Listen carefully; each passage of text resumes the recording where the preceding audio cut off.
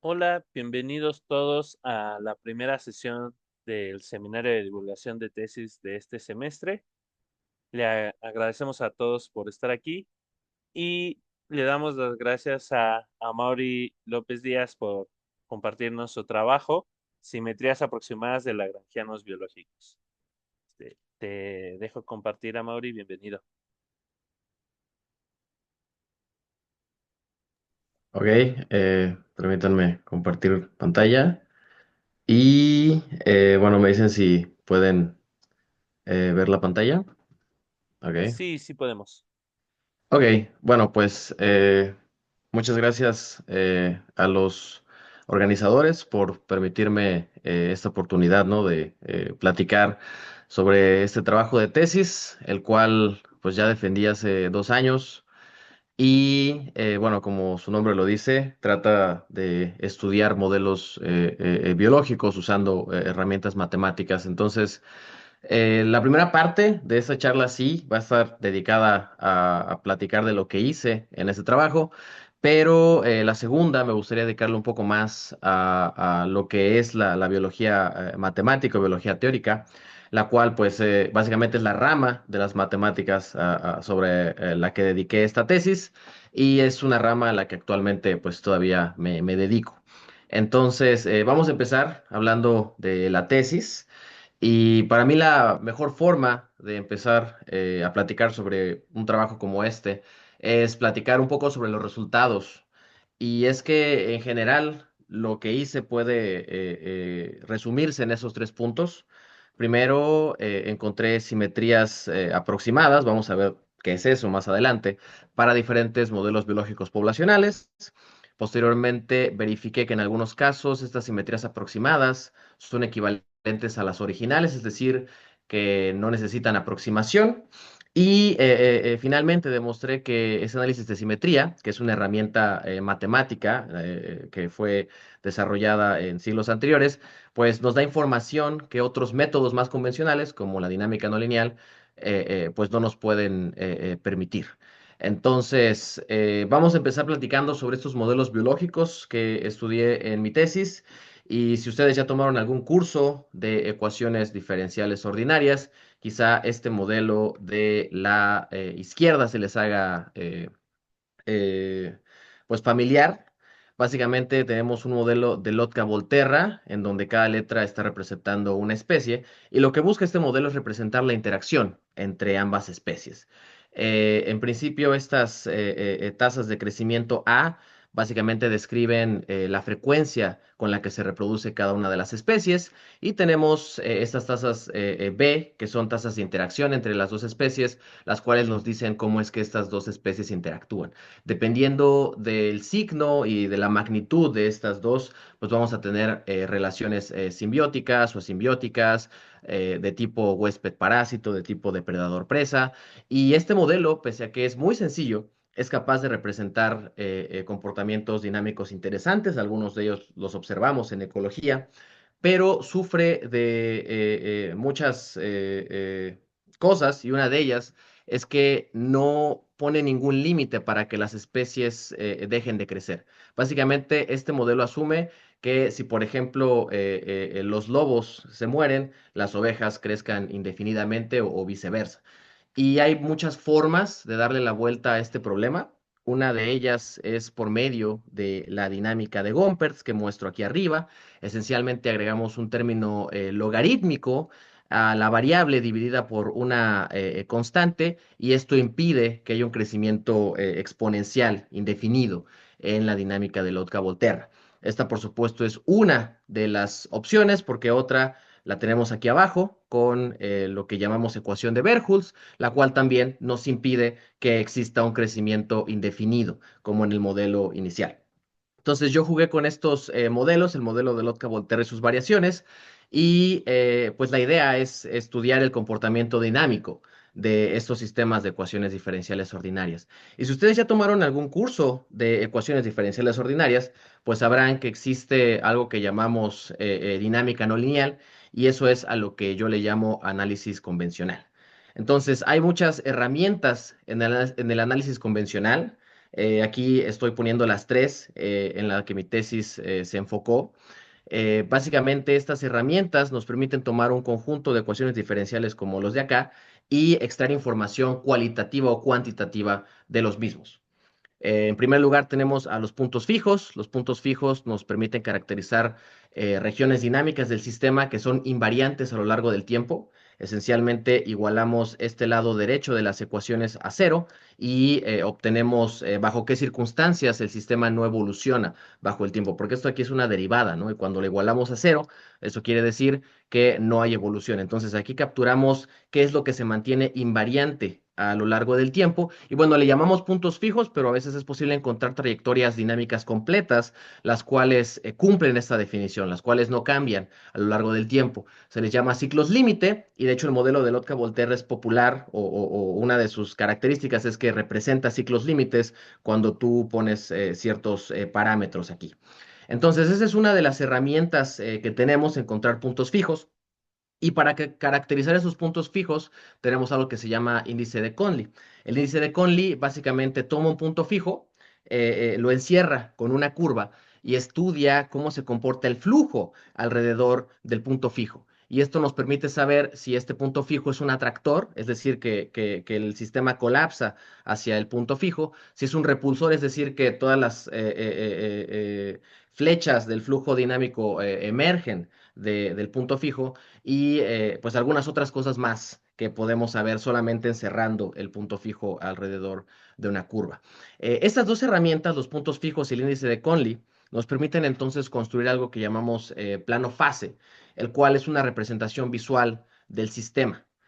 Usualmente los ejes de este plano fase son las variables dinámicas y esta herramienta nos permite extraer información cualitativa a simple vista. Entonces, usualmente, por ejemplo, para construir un plano fase de este tipo de modelos, vamos a plotear H contra P y en ese espacio H contra P vamos a poder encontrar los puntos fijos, vamos a poder caracterizarlos con el índice de Conley y esto nos permite encontrar información cualitativa a simple vista del sistema sin la necesidad de hacer algún cálculo complicado.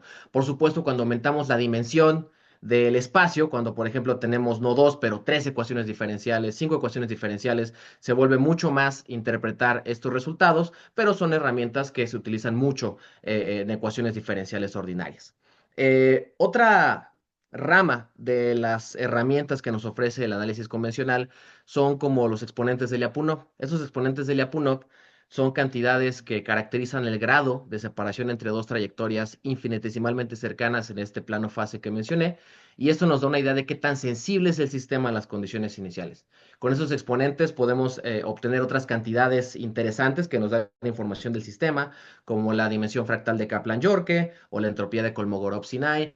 Todas ellas nos dan información intrínseca del sistema dinámico, nos dicen qué tan desordenado o qué tan fractal es la dinámica. Y pues bueno, en general todas estas herramientas que acabo de describir nos las suelen enseñar en un curso convencional de dinámica no lineal o en ecuaciones diferenciales 2, pero existen otros métodos que no son tan comunes de estudiar, pero que también pueden darnos información interesante, como lo veremos a continuación. Entonces, una de esas metodologías no convencionales es lo que yo llamo el análisis de simetría. Esencialmente, el análisis de simetría, como explicaré más adelante, consiste en obtener una función que llamamos lagrangiano del sistema de ecuaciones diferenciales. Encontramos cuáles son las simetrías que describen esas ecuaciones diferenciales y posteriormente esas simetrías nos permiten encontrar cantidades conservadas en la dinámica de las ecuaciones diferenciales. Un problema a veces es que este lagrangiano puede ser una función muy complicada, le llamamos no lineal, y por lo tanto encontrar su simetría se convierte en un dolor de cabeza. Por lo tanto, lo que hacemos es aproximarla usando, por ejemplo, un polinomio de Taylor, ¿no? Podemos transformar esta ecuación no lineal en algo que sea más trabajable operacionalmente. Y pues eso nos da una idea de cómo se está comportando la dinámica. Entonces, vamos a empezar a hablar de qué es este lagrangiano, ¿no? Lagrangiano es una función escalar a partir de la cual se puede obtener la evolución temporal, las leyes de conservación y otras propiedades importantes de un sistema dinámico. Estas de aquí son las ecuaciones de Maxwell que describen la electrodinámica y esta es su forma lagrangiana. Esencialmente, toda esta todo este conjunto de ecuaciones diferenciales lo encerramos en una sola ecuación y si introducimos esta ecuación en un conjunto de ecuaciones llamadas ecuaciones de Euler-Lagrange, es posible recuperar las ecuaciones dinámicas que describen el comportamiento físico, es decir, que describen la electrodinámica. Y esto se puede aplicar a básicamente cualquier sistema de ecuaciones. En lugar de escribir un montón de ecuaciones complicadas, podemos condensar toda esa información en su lagrangiano y este lagrangiano, cuando lo metemos a las ecuaciones de Euler-Lagrange, nos da de vuelta pues las ecuaciones que representan el sistema, ¿no? Entonces, esto es muy, muy conveniente. En física moderna, el lagrangiano se considera el operador más fundamental que describe un sistema físico. Y la razón de esto, como veremos más adelante, es porque nos da información intrínseca del sistema. Y para hablarles de esa información intrínseca, me gustaría hablarles de Amelie Mineder, una matemática alemana, quien en la primera parte del siglo XX demostró dos teoremas que tuvieron un gran impacto en la matemática y la física. Uno de ellos establece una relación directa entre simetrías continuas de un sistema y sus cantidades conservadas.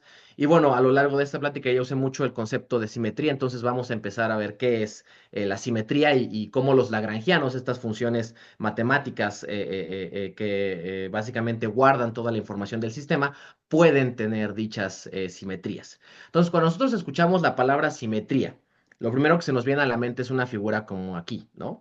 Básicamente algo que cuando lo rotamos, reflejamos o trasladamos permanece igual, sin presentar algún cambio.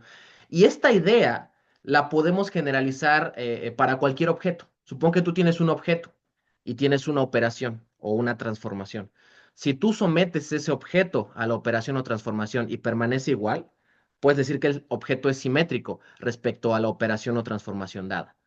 Y en términos sencillos, lo que nos dice el teorema de Nether es que toda simetría continua de Lagrangiano, toda transformación que deja igual expresión de Lagrangiano, tiene asociada una cantidad física conservada. Entonces, dos ejemplos que son muy comunes de encontrar incluso en la física de secundaria es, tú tienes un sistema cuyo lagrangiano es invariante de traslaciones espaciales. Es decir, si tú cambias las coordenadas, la expresión del lagrangiano no cambia. Si eso pasa, entonces tu sistema tiene una cantidad conservada que se llama momento lineal, ¿no? Y si, por ejemplo, tienes un lagrangiano al cual le aplicas una rotación y esa rotación no le hace nada a la expresión del lagrangiano, entonces el sistema tiene una cantidad conservada que se llama momento angular. Y así en general para todas las cantidades conservadas que han escuchado, energía, carga, etcétera, existe una simetría asociada que deja invariante el lagrangiano de la dinámica que describe el sistema. Entonces, algo que me gustaría recalcar mucho aquí es que el teorema de Nether es mucho más general de lo que pensamos. Cuando ella escribió estos teoremas, no estaba pensando específicamente en problemas físicos. Y entonces el nivel de abstracción de estos teoremas pues nos permite estudiar sistemas que van más allá de la física, ¿no? Sistemas dinámicos en general, para los cuales bajo ciertas condiciones podemos encontrar simetrías y cantidades conservadas. Pero en física, el lagrangiano es muy conveniente porque lo podemos construir de forma energética. Para nosotros el lagrangiano se construye restando la energía potencial de la energía cinética y eso por supuesto en otros tipos de sistemas, en sistemas biológicos en particular, pues puede ser algo complicado, ¿no? ¿Cómo calculamos la energía, por ejemplo, de un sistema ecológico y eso qué nos dice, ¿no? O sea, al final es verdad que podemos construir lagrangianos biológicos de la misma manera, pues obviamente eso no es algo que sea trivial de responder y para ello vamos a ver algunos antecedentes de la tesis. El primer antecedente de la construcción de un lagrangiano biológico lo encontramos en este artículo de 1974, escrito por Trubach y Franco. Y pues lo que ellos hacen aquí es estudiar modelos poblacionales, como los que presenté al inicio, y básicamente usando algunos truquitos matemáticos encuentran funciones que se comportan como el lagrangiano, que cuando tú introduces en las ecuaciones de Euler-Lagrange te dan de vuelta las ecuaciones diferenciales del sistema. Por supuesto, esta no es una metodología general, como lo dije, usaron algunos truquitos, ¿no? Y lo que hace este trabajo de Nucci, publicado en 2012, me parece, pues es proponer una metodología general basada en multiplicadores de Jacobi para obtener el lagrangiano de modelos de ecuaciones diferenciales, particularmente de modelos biológicos poblacionales, ¿no? Entonces, bueno, esto de aquí, este paper de aquí generaliza las ideas de Trubach y Franco. Y pues bueno, Nucci en su artículo se centra principalmente en sistemas de dos ecuaciones diferenciales, como los que yo estudié en mi tesis, pero pues en general esta metodología se puede aplicar para n ecuaciones diferenciales ordinarias, ¿no? Y de nuevo, pese a que es posible obtener estas simetrías en los lagrangianos, la idea es qué significan esas simetrías, ¿no? Y si podemos encontrar una cantidad conservada, qué es lo que significa en ese sistema que no es físico. Para nosotros es muy claro traducir simetría translacional, momento lineal, simetría rotacional, momento angular, pero ¿qué significarían simetrías similares en un lagrangiano biológico? Incluso si podemos construirlo con esta metodología es algo que no es fácil de responder. Y además también hay que tener claro que usualmente estos lagrangianos biológicos son muy no lineales, son expresiones cuadráticas con términos cruzados que al momento de trabajarlos con el análisis de simetría resultan muy complicados de trabajar y por eso es que es necesario aproximarlos. Entonces, de nuevo, volvamos a los resultados. Lo que hice fue encontrar simetrías aproximadas para esos modelos biológicos que describí anteriormente. Estos resultados pues se pueden comparar con los que ya había obtenido Nucci en el artículo que mostré aquí. Verifiqué que en algunos casos, como por ejemplo los casos simples del modelo de Lotka-Volterra, la simetría aproximada y la simetría sin aproximar resultaron ser la misma, esencialmente no cambia nada. Y bueno, pues demostré que este análisis de simetría es capaz de extraer información, por ejemplo, cantidades conservadas, que son difíciles de interpretar, pero que al igual te dan cierta información del sistema que no se pueden obtener usando esas herramientas de la dinámica no lineal que son más clásicas, ¿no? Entonces, esta tesis, como todas las tesis de licenciatura, pues fue un trabajo con muchas restricciones. Yo, pues principalmente me centré en estudiar lagrangianos de una sola variable, las cuales son funciones que a lo más pueden depender del tiempo, de una variable dinámica y de la derivada de la variable dinámica. Conforme estudias sistemas más complicados de ecuaciones diferenciales, por ejemplo, de orden mayor, pues este lagrangiano se vuelve más y más complicado. Y pues bueno, al final, no importa qué tan complicado sea, siempre lo puedes aproximar con algún método polinómico, ¿no? Además de lo anterior, pues también impuse algunas constricciones bastante fuertes. Una de ellas le llamo invarianza temporal y básicamente nos dice que antes de aproximar los lagrangianos, los coeficientes que produzcan dependencia temporal del lagrangiano deben ser iguales a cero. Esto, por supuesto, restringe bastante la dinámica del sistema, restringe bastante el espacio de parámetros del modelo. Y bueno, esto de aquí lo hice en principio porque en otras ramas de la física, como en la mecánica cuántica, es válido, ¿no? Tú cuando resuelves la ecuación de Schrödinger, obviamente muchas veces no trabajas con la versión complicada, pero sí con la versión que es invariante del tiempo, ¿no?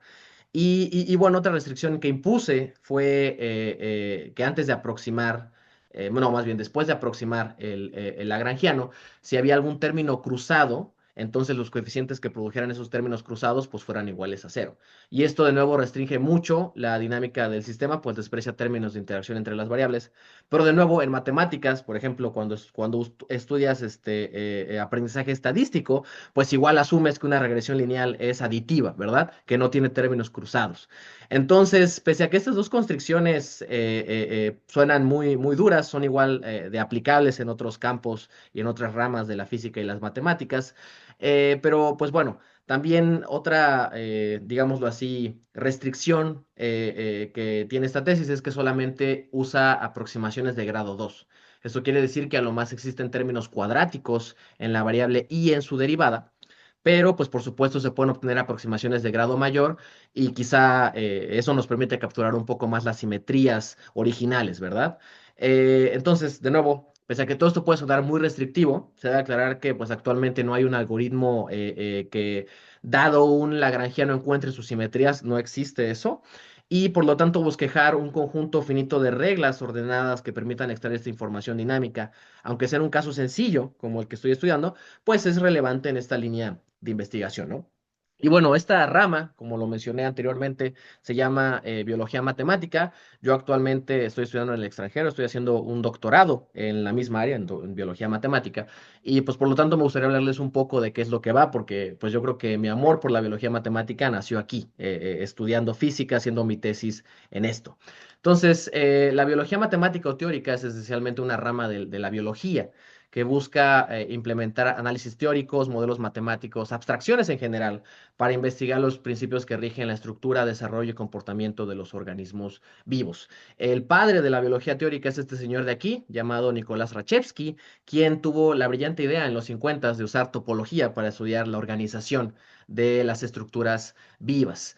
Posteriormente tuvo un alumno muy famoso que se llama Robert Rosen, y él, pues bueno, básicamente siguió con esta línea de pensamiento. Actualmente se sigue haciendo investigación en biología teórica. Y algunas de las técnicas de modelización que se utilizan, pues básicamente consisten en dos cosas. Una, modelos matemáticos, y otra, modelos computacionales. Entonces, en los modelos matemáticos encontramos cosas como las ecuaciones diferenciales, que yo utilicé en mi tesis para modelar dinámicas de poblaciones. Por supuesto, podemos utilizar probabilidad y estadística para quizá construir algún modelo inferencial, alguna cadena de Markov que nos permite estudiar modelos biológicos. Algo muy popular hoy en día es la teoría de redes, ¿no? Estudiar interacciones entre distintos componentes de un sistema. Pueden ser proteínas, pueden ser genes, pueden ser neuronas dentro de un cerebro. Y aunque ustedes no lo crean, otra de las herramientas matemáticas que también es muy popular en esta área es la teoría de categorías. De hecho, por ejemplo, este modelo de aquí, que está en medio, es un modelo de la célula capturado solamente usando relaciones, básicamente mapeos en una cierta categoría definida. Y esto es un artículo que se publicó hace 4 años. Entonces, aunque no lo crean, es bastante poderoso, es una área bastante activa.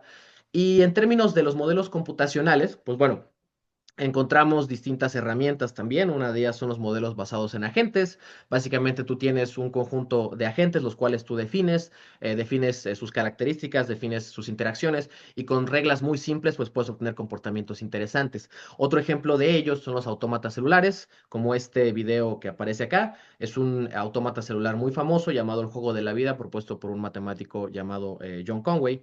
Y pues la idea es que tienes una cuadrícula donde solamente tienes dos estados, blanco y oscuro, y básicamente defines reglas espaciales alrededor de cada célula, y esas reglas espaciales, siendo muy sencillas, son capaces de generar estos comportamientos complejos, ¿no? Por supuesto, esto lleva a otras ramas, como lo son la vida artificial, vida, no inteligencia, sino vida artificial. Pues bueno, es solamente la punta del iceberg, ¿no? Actualmente hay muchas extensiones de este trabajo. Esto se publicó a mediados, bueno, en la segunda parte del siglo pasado, pero pues se siguen desarrollando más y más cosas, con incluso aplicaciones en regeneración, biomedicina, etcétera, ¿no? O por supuesto, hoy en día hay mucha más data de todo. En general tenemos data genómica, data que tiene que ver con metabolismo, y pues toda esta data se puede utilizar para emplear algoritmos de machine learning o bioinspirados para pues saber más o modelar más este tipo de estructuras vivas, ¿no? Entonces, bueno, yo aquí muy simplonamente traté de simplificar las áreas de investigación dentro de la biología teórica. Esto es mucho más complejo. Eh, una de ellas, pues, es la biología evolutiva y de poblaciones. Básicamente, la premisa detrás de mi tesis, ¿verdad? Vamos a estudiar cómo los sistemas biológicos evolucionan a lo largo del tiempo, cómo las especies interaccionan entre sí. Y pues bueno, un buen ejemplo de este modelo, el caballito de pelea, es el modelo SIR, ¿no? Que pues bueno, simplemente nos sirve para estudiar pandemias. En algún momento la Ciudad de México utilizó un modelo más complejo que este, pero con la misma lógica, para tratar de estudiar el COVID. Y pues bueno, pese a que en principio puede ser algo adecuado, tiene sus limitaciones, y es ahí donde entran otras ramas de la biología teórica, como la biología de sistemas y redes. Y de nuevo, pues lo que trata de hacer esta rama es estudiar la estructura de los sistemas biológicos complejos por medio de redes, ¿no? Esto, por ejemplo, es una red de genes, y estudiándola, pues puedes saber qué pasa si, por ejemplo, suprimes un gen, cómo se comporta la dinámica, ¿no? Esta medicina de alguna forma ayudará a curar esta anomalía genética. Hay muchas cosas que se pueden hacer, y de nuevo, esto también puede ser usado para epidemiología y demás. Pero quizá otra de las ramas de la biología teórica que me parecen más interesantes es la biología del desarrollo y la morfología. Aquí una herramienta matemática muy interesante son las ecuaciones diferenciales parciales, no ordinarias, sino parciales, pues cuando las integramos suelen generar patrones espaciales temporales. y estos pues muchas veces se pueden acercar o asemejar al desarrollo morfológico de un ser vivo, a los patrones que observamos en las estructuras vivas, ¿no? Entonces es algo que también se ha estudiado mucho, que tiene aplicaciones de nuevo en medicina regenerativa y demás.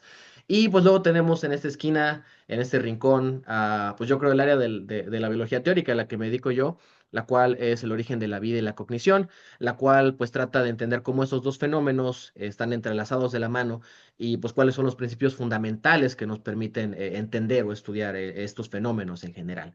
Entonces, pues antes de terminar, les pongo algunos desarrollos recientes de la biología teórica. De nuevo, pese a que parece un área muy viejita, vimos papers del 74, del 2012, es un área bastante activa. Este paper, por ejemplo, fue publicado en Nature a finales del 2023 y fue muy polémico porque esencialmente en este paper buscan desarrollar una teoría que cuantifique el proceso de selección y evolución en biología. Y eso es algo muy grande, o sea, esencialmente es, pues sí, ¿no? Como todo un cambio de paradigma, pero pues mucha gente encontró anomalías en la construcción digámoslo así, la matemática detrás de esta cuantificación. Hubo todo un debate en el sentido de que se publicó este paper y luego otro grupo publicó un paper rebatiendo este y luego este mismo grupo respondió al rebatimiento, entonces se hizo ahí todo un drama. Pero bueno, es algo interesante porque eso quiere decir que hay discusión, que hay gente que se interesa en este tipo de preguntas y busca estudiarlas, ¿no?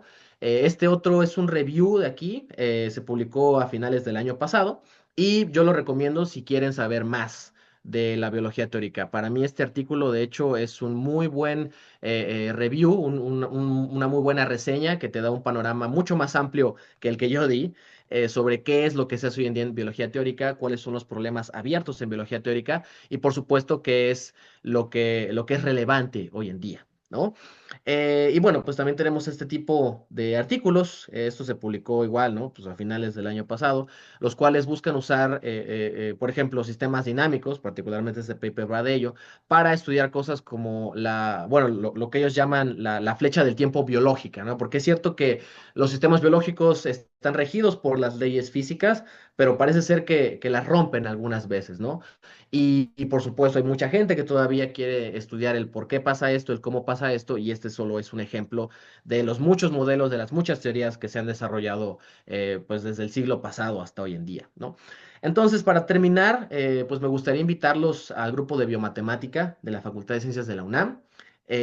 Por ejemplo, la Facultad de Ciencias tiene muchos cursos y uno de ellos que yo tomé en algún momento fue el de Biología Matemática 1 y 2. En este semestre en particular, Pedro Miramontes está ofreciendo el curso de Biología Matemática 1 y el que fue mi asesor, Augusto Cabrera Becerril, está ofreciendo el curso de Biología Matemática 2 junto con Ecuaciones Diferenciales 2, en donde pues también ve aplicaciones biológicas usando sistemas de ecuaciones diferenciales. Y pues bueno, Faustino en particular también pertenece a este grupo y él se enfoca ahorita más en el curso de ecuaciones diferenciales uno, en el cual también pueden ver algunas de las aplicaciones de modelos biológicos, incluyendo el modelo de Lotka-Volter. Y pues bueno, eso sería todo de mi parte. Si tienen alguna duda ahorita o les gustaría saber un poco más sobre la biología teórica, pues pueden contactarme. Y pues bueno, eso sería todo. Gracias. Muchas gracias, Mauri, por esta tan interesante plática. ¿Alguien tiene alguna pregunta que quiera hacerle a Mauri? Y si mientras sale alguna pregunta, bueno, yo quisiera preguntarte sobre cómo llegaste a estos temas, o sea, como que qué fue lo que te fue interesando o qué materias tomaste para adentrarte a esos temas. Sí, es una historia interesante porque, bueno, yo desde la preparatoria sabía que quería estudiar física, pero honestamente yo inicié, como muchos inician, en astrofísica, cosmología, física de partículas, pues temas que obviamente uno escucha o ve en programas de divulgación y demás. Entonces yo entré con esa idea a la carrera de física de, pues quiero ser astrofísico, ¿no? Quiero ser cosmólogo.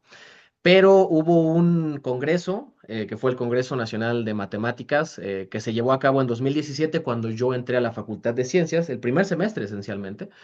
Y ahí fue cuando me enteré que existían estos temas de dinámica no lineal, de sistemas complejos. Y honestamente, pues me llamó mucho la atención porque yo además de la física, pues tenía como interés en otras ramas del conocimiento, particularmente la biología. Y por supuesto, cuando me enteré que existían algunas aplicaciones de estas herramientas matemáticas en sistemas biológicos, me llamó mucho, mucho la atención. Yo con Augusto, que fue mi asesor, tomé el curso de ecuaciones diferenciales uno y me agradó, o sea, me gustó en general los temas. Después tomé con él biología matemática uno y pues de ahí decidí que él fuera mi asesor. Él fue el que me sugirió este artículo de Nucci, de Lagrangianos biológicos, y pues bueno, de ahí el resto es historia, ¿no? Comencé a trabajar con él y pues sí, les digo, esto es un trabajo que defendí hace ya 2 años. Gracias. Igual, otra pregunta. Eh, ¿Qué utilidad tiene para ti el hacer una tesis o cómo te benefició el hacer una tesis? Bueno, la pregunta del millón, ¿no? Eh, yo creo que la tesis no es necesaria para graduarse, ¿no? No es para todos, honestamente. Yo creo que si eres una persona que se quiere dedicar a la investigación, que se quiere dedicar a hacer o resolver problemas de frontera, sí es necesaria una tesis, porque pues la verdad, las cosas que yo aprendí al escribir una tesis facilitaron mucho más mi vida académica, ¿no? O sea, por ejemplo, yo al escribir esta tesis, pues aprendí a utilizar herramientas como matemática, como LaTeX, ¿no? Las cuales posteriormente pues tuvieron un impacto en mí. Actualmente pues son herramientas que sigo utilizando. Y pues además de eso, también la lectura de artículos de investigación, que es algo que obviamente al ser investigador, pues uno tiene que leer, ¿no? A la fuerza, o bueno, no a la fuerza, pero es algo necesario, es algo que pues en el día a día te encuentras. Entonces, todo este tipo de rasgos que uno aprende con desarrollar una tesis son cosas que de nuevo repercuten en el futuro. Yo, pues por ejemplo, a finales del año pasado defendí mi tesis de maestría, la cual también hice en el extranjero. Y honestamente no se me hizo difícil escribir esa segunda tesis ni defenderla, porque yo ya tenía experiencia previa de lo que era escribir y defender una tesis, ¿no? Entonces, creo que es algo que es necesario si uno quiere hacer investigación. Por supuesto, si uno quiere irse a áreas de la industria, además, no creo que sea algo necesario, pero pues igual es un buen ejercicio, ¿no? Para trabajar tu redacción, la forma en la que te expresas, la forma en la que expones.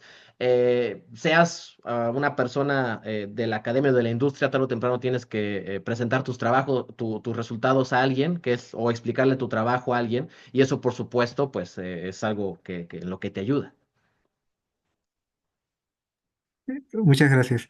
Tu trabajo ya lo podemos encontrar en Tesis Tsunami, así, ¿verdad? Así es, así Sí. es. Sí, bueno, fue toda una lata, ¿no? Para que lo subieran. En general tarda tiempo, pero sí, yo creo que ya lleva ahí pues, 2 años o algo así, si no es que un año y medio. Y sí, de nuevo, cualquier duda, todavía tengo mi correo de ciencias, entonces me pueden contactar por el correo de ciencias. En el chat pregunta Germán, ¿en ese sentido te ayudó a escribir una tesis para entrar a tus posgrados? Oh, bueno, o sea, honestamente, no es como que cuando entres a un posgrado te digan, ¿hiciste tesis o no?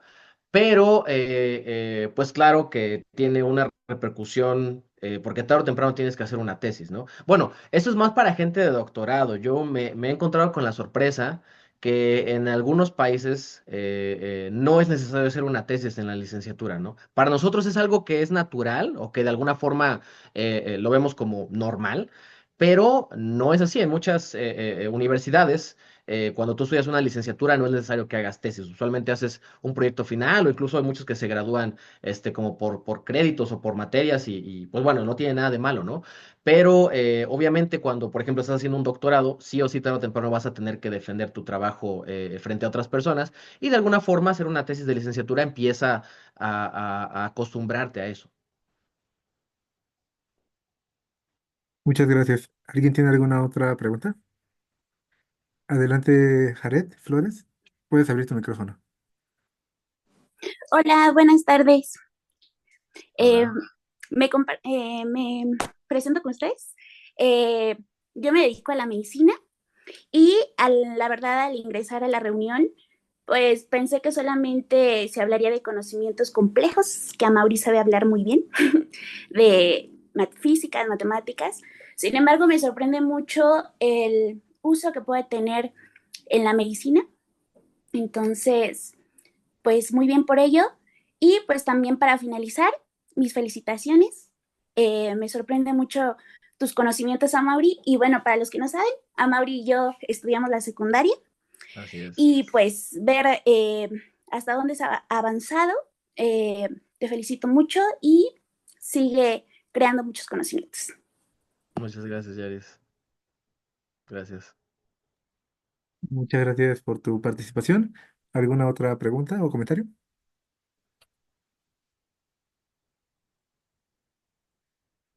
Ok, en caso de que no haya algún otro comentario, nuevamente muchas gracias y le cedemos la palabra a Germán. Bueno, nuevamente te agradecemos a Mauri, estuvo muy interesante, este, y súper amable para el público en general, en el sentido de que no necesitas saber muchas ecuaciones más que una versión más o menos básica de qué es lo que hacen para entender esta eh, tu trabajo, que como te comentaba antes, me da gusto que expongas, aunque unos creen que es para los que acaban de salir luego, y no necesariamente. O sea, es para dar a divulgar los trabajos de tesis que se hacen en la Facultad de Ciencias. Entonces, muchas felicidades y te agradecemos de nuevo. Este, bueno, antes de terminar, quisiera invitarlos a la próxima sesión del seminario, que será el jueves 27 de febrero a las 18 horas, igual por Zoom. Estará a cargo de Vicente Marín Gutiérrez, que hablará de categorías de interpolación del, del IGNI y grupos oligomorfos.